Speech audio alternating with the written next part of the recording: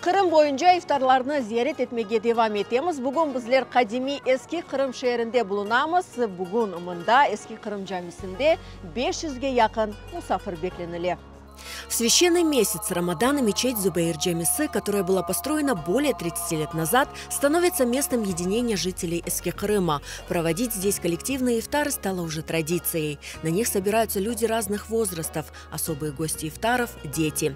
Они с нетерпением ждут вечера. Для них это не просто ужин, а волшебный момент, наполненный радостью и волнением. Очень нравятся эти ифтары, эта атмосфера.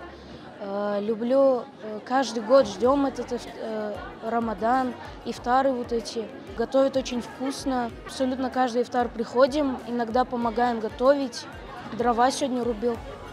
С каждым годом в ифтархане, который был построен более 10 лет назад, на территории мечети Зубаир Джамисе приходит все больше и больше гостей. Здесь собираются не только жители Эски Кырыма, но и мусульмане со всего Крыма. Ифтар – это еще один повод сплотиться и почувствовать радость от теплых встреч.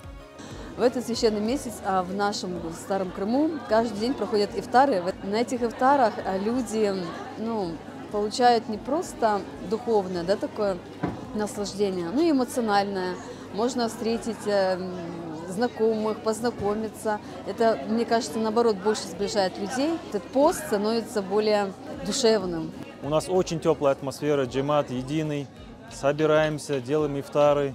Как вы видите, дети вокруг нас. Дети очень ждут ифтаров. Целый день держат, как праздник для них этот Рамадан месяц проходит. Альхамдулилля, народ един. Народ объединяет этот праздник, и в лучшем формате проходит. Халқымыздың бірлештірген бір әдет бұл балабан бір ифтарлар япып, адамларны ашатып, файдалы ақшам олсын дие өле кечіріле.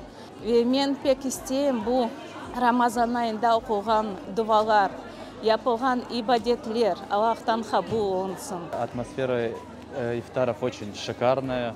Не подобрать слов, чтобы описать радости, эмоции, всему этому, что происходит. Ежедневно, каждый день праздник у нас.